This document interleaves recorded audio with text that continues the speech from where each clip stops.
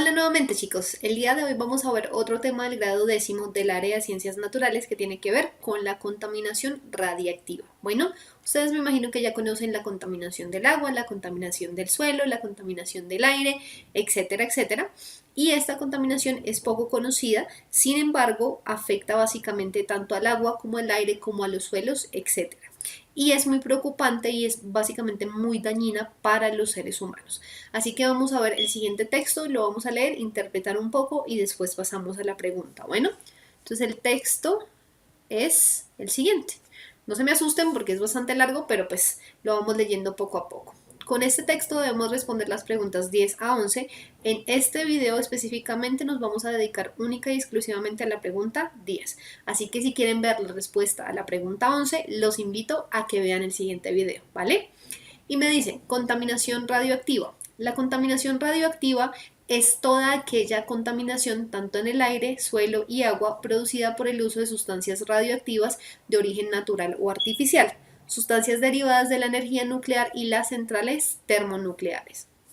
Entonces, básicamente, aquí nos dice que, como ya les había mencionado anteriormente, la contaminación radioactiva o radiactiva no solo afecta el aire, sino también afecta el suelo, afecta el agua, porque básicamente todos los desechos que vienen de las compañías que producen energía nuclear o las termonucleares, botan todos estos desechos y llegan a diferentes partes, como es el suelo, el agua y el aire, y afectan todos los básicamente animalitos que habitan en estos lugares, ¿vale? Ahora continúa diciendo, la contaminación radiactiva posiblemente es la contaminación más peligrosa para los seres vivos, ya que es la que más efectos provoca si se está en contacto directo con ella. La mayoría de las personas posiblemente desconozcan este tipo de contaminación, ya que no se habla mucho de él, pero es de gran importancia que se sepa más sobre este tipo de contaminación, ya que afecta a todos por igual. Entonces, básicamente esta es una de las tipos de contaminación que afecta muchísimo, muchísimo a todos los seres vivos porque básicamente si ustedes están en contacto directo con una sustancia radioactiva, pueden empezar a sentir deterioro de sus órganos y pueden desarrollar cáncer inmediatamente porque la radiación produce mutaciones. Además de eso, se pueden ver mutaciones más adelante en las generaciones siguientes, tales como la espina bífida, que es básicamente les crece una colita, les falta una mano, les falta un pie, les faltan los ojos o vienen con problemas de retraso los niños. Entonces todo esto es gracias a la contaminación radioactiva.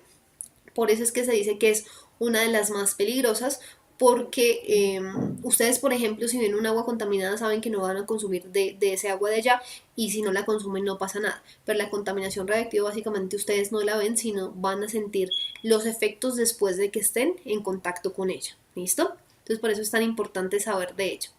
Bueno, continuemos leyendo. Dice, los desechos radiactivos son altamente peligrosos para la salud de un ser vivo y en general para el medio ambiente. Aunque está controlado por agencias gubernamentales, estas agencias tienen el objetivo principal de proteger y cuidar la vida de todo ser vivo y el medio ambiente. Entonces, como nos dice acá, dado que es tan peligrosa y que es tan impredecible muchas veces, las entidades gubernamentales están muy encima de toda esta situación y tienen normatividades para evitar que se produzca esta contaminación y la idea de ellos es proteger a todo el mundo, porque como decíamos, la contaminación radiactiva afecta a muchísimos seres vivos. Bueno, y vamos a ver la segunda parte del texto que nos dice así. La contaminación radiactiva se va reduciendo con el paso del tiempo, ya que los residuos se pueden aislar y almacenar durante mucho tiempo hasta que ya no muestran signos de peligro. El tiempo en el que este tipo de desechos tiene que estar almacenados depende mucho del tipo de residuo que sea, ya que hay varios tipos de residuos. Están los residuos con bajo nivel de radiactividad, como por ejemplo es el caso de los desechos comunes médicos e industriales. Este tipo de residuos, al tener un bajo nivel de radiación, solo se necesita almacenarlos durante unas horas, algunos días y otros meses. Mientras tanto, los desechos radiactivos con un alto nivel de radiación, como pueden ser el ejemplo de combustible nuclear u otros tipos de producto de reprocesamiento nuclear, se necesita tenerlos almacenados miles de años para que no supongan una amenaza. Entonces, básicamente nos están diciendo que el nivel de peligro que puede generar la contaminación radiactiva depende del desecho que tengamos. Por ejemplo, miren los desechos médicos. Para hacer los rayos X necesitan ciertos componentes radiactivos que no son tan peligrosos para digamos, el ser humano o los demás seres vivos, y por eso se almacena por unos días o por unas horas mientras pasa el peligro, mientras el componente se reduce y se consume y ya no habría peligro de desechar. Sin embargo, hay otros desechos radiactivos como los que vienen, por ejemplo, de las plantas nucleares, o los que utilizan para hacer combustibles nucleares, o los que incluso utilizan para hacer bombas nucleares, que estos sí son altamente radiactivos y tienen que durar años y años almacenados para que dejen de ser un peligro. Eso fue, por ejemplo, lo que pasó con la bomba de Hiroshima y Nagasaki. Acuérdense que en la Segunda Guerra Mundial Estados Unidos lanzó básicamente dos bombas nucleares sobre Japón, en Hiroshima y en Nagasaki, y estas dos ciudades fueron afectadas, y aún hasta el día de hoy se ven los efectos de este tipo de bombas. ¿Por qué? Porque no es solo la explosión lo que afecta a las personas, sino los elementos radioactivos que iban dentro de las bombas quedan en el suelo, y quedan en el aire, quedan en el agua, y las personas que están en contacto o que vivían allá pues van a sufrir de problemas como el cáncer, van a sufrir deterioro de los órganos, y van a sufrir básicamente mutaciones. Hay muchas de las personas que vivían allá o que vivían cerca e igual fueron afectadas, que tienen mutaciones debido a la radiación a la que fueron expuestos. Bueno, ahora terminemos de leer y nos dice: en la actualidad los tratamientos principales para los residuos radiactivos han sido el almacenamiento y la separación de residuos que tenían una vida corta y algunos de nivel medio. En residuos con un alto nivel de contaminación, el tratamiento es enterrarlos a gran profundidad o transmutarlos. Bueno, entonces básicamente nos están diciendo que muchas veces para hacer el tratamiento de estos residuos se separan. Por ejemplo, miren, piensen en toda la basura que genera un hospital. Entonces, como hay desechos radiactivos, pero que no son tan peligrosos, ellos los separan, los reciclan y los almacenan mientras pasa la radioactividad, para que ya no sean un peligro para el ser humano, y ya después ahí sí los desechan normalmente. Mientras que para los residuos con alta radiactividad, pues a ellos sí toca enterrarlos o transmutarlos. ¿Qué es transmutarlos? Básicamente es cambiarlos. O sea, por ejemplo, yo tengo un núcleo grande como el del uranio, y como el uranio es altamente radioactivo, lo que hago es partirlo en 2 o 3 núcleos para que ya no sea uranio, sino sea otro elemento. Recuerden que el núcleo básicamente tiene el número de protones, y el número de protones es el que nos indica qué elemento es.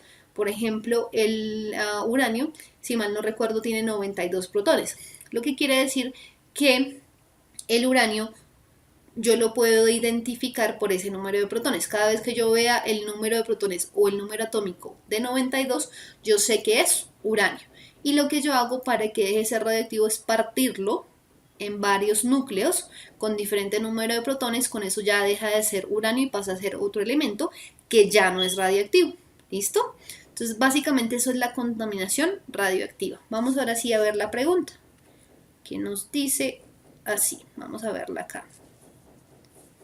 A ver, no me permite verla, vamos por acá. Bien, listo. Entonces la pregunta es esta, dice: de acuerdo con la información anterior, una fuente de contaminación radiactiva sería: A. Explotación de la minería de uranio. B. Vertimiento de residuos sólidos en los ríos. C. Plaguicidas en alta cantidad de los cultivos. D. Alta generación de CO2 en industrias y vehículos. Bueno, entonces acuérdense que la contaminación radiactiva viene básicamente de los elementos radiactivos. Vamos a colocarlo aquí: contaminación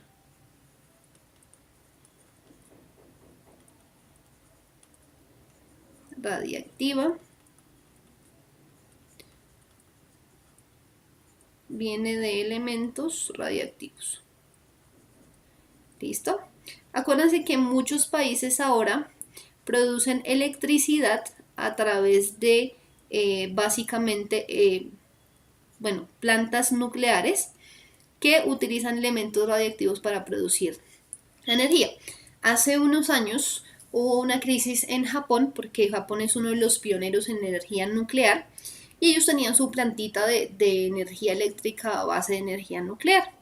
El problema fue que hubo algún tipo de catástrofe natural, y la planta, ellos siempre tienen una forma digamos, de aislar los elementos radiactivos del resto del mundo y de almacenarlos de manera que no afecten a nadie, pero por una catástrofe natural esos almacenamientos y ese aislamiento se vio afectado y pues básicamente amenazaba con dejar salir toda la radioactividad a toda la ciudad básicamente y afectar muchísimas personas.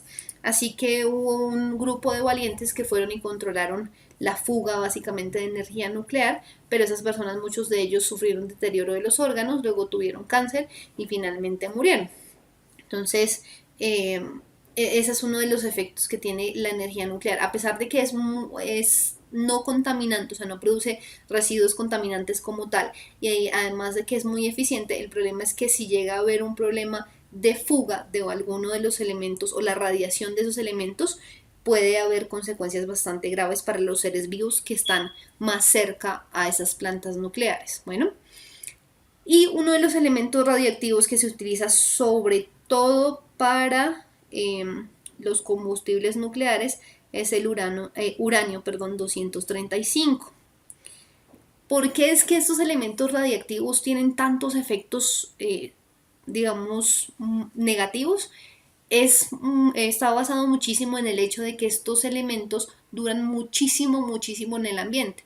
Lo que les decía yo con la bomba de Hiroshima y Nagasaki, no fue solo como la explosión en el momento, sino que esos elementos se quedan en el ambiente y duran muchísimos, muchísimos años para consumirse. Por ejemplo, la vida media del uranio y lo voy a colocar aquí, la vida media del uranio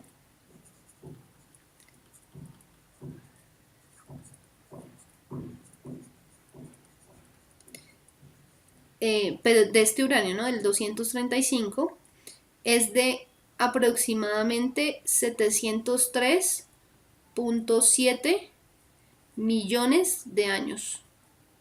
Imagínense, o sea, es una vida completa. Millones de años. Bueno, imagínense, o sea, básicamente para que la cantidad de uranio que se puso inicialmente se reduzca a la mitad, porque eso es lo que quiere decir la vida media, se necesitan 703.7 millones de años. O sea que básicamente el uranio que ponen en las bombas nucleares y que explotaron básicamente en el 39, que creo que fue que sucedió la Segunda Guerra Mundial, todavía no se ha acabado, todavía hay ciertos residuos de ese uranio. Entonces imagínense los estragos que puede crear este tipo de contaminación, porque estos elementos radiactivos se mantienen en el ambiente por muchísimo, muchísimo tiempo. Bueno, entonces esto pasa mucho con todos estos elementos. Ese 235, por si ustedes se preguntaban qué es, básicamente es la masa atómica del uranio. Recuerden que el uranio tiene varios isótopos. ¿Qué quiere decir isótopo? Que tiene el mismo número de protones, pero tiene un número de neutrones mayor. Y por eso su masa atómica es más grande, porque recordemos que la masa atómica es la suma de protones más la suma de neutrones. ¿Listo? Entonces, aquí básicamente ya entendemos un poco más los elementos radioactivos y cuánto pueden durar en el ambiente. Entonces, ahora regresemos aquí a la pregunta. Y la pregunta me decía que ¿cuál de estas sería una fuente de contaminación radiactiva? Miremos la B. ¿Vertimiento de residuos sólidos en los ríos? No, porque a menos de que el vertimiento de estos residuos sean de índole radiactivo, o sea que estos residuos sean radioactivos, pues ahí no habría peligro de contaminación radiactiva. Ahí obviamente estamos contaminando los ríos y sí vamos a matar a las plantitas y los animalitos que están en el río y pues también a los animalitos que consuman de esa agua, pero no es contaminación radioactiva. ¿Listo? Es solamente contaminación del agua. Miremos la C me dice plaguicidas en alta cantidad en los cultivos. Los plaguicidas son contaminantes y altamente contaminantes, honestamente, pero no son radioactivos. Bueno, entonces cuando yo dejo o aplico plaguicidas en los cultivos y en altas cantidades, ¿qué estoy haciendo? Estoy contaminando el aire y también estoy contaminando el suelo, porque las plantitas absorben esos plaguicidas y básicamente los pueden llevar al suelo también. Así que estoy produciendo contaminación del aire y contaminación del suelo, pero no como tal contaminación radiactiva. Ahora miremos la D me dice alta generación de CO2 en industrias y vehículos. Esto sí es un gran problema de contaminación porque básicamente el CO2 lo producen las industrias, lo producen los vehículos, lo producen muchas veces algunos electrodomésticos y lo producimos nosotros los seres vivos cuando exhalamos, cuando hacemos el proceso de respiración. Así que el CO2, y como es un gas tipo invernadero, pues contamina bastante y hace que la temperatura de la Tierra se caliente porque básicamente forma una capa allá arriba en la atmósfera que no deja salir la luz o el calor extra que nos da el sol. El que ya no necesitamos no lo deja salir, sino que lo devuelve para la Tierra y por eso se produce el calentamiento global. Sin embargo, esto no es una forma de contaminación radiactiva, es una forma de contaminación del aire y la atmósfera, pero no radiactiva. Bueno, así que la respuesta es dada. La explotación de la minería de uranio, y acuérdense que el uranio ya les estaba diciendo, es un elemento radiactivo.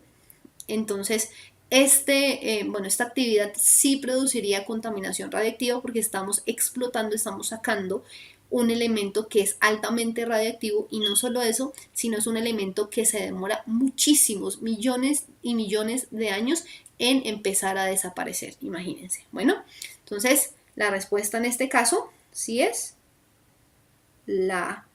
¿Listo, chicos? Entonces ya entendemos un poco más qué es el uranio y cuál es la contaminación radiactiva, así que nos vemos en una próxima oportunidad.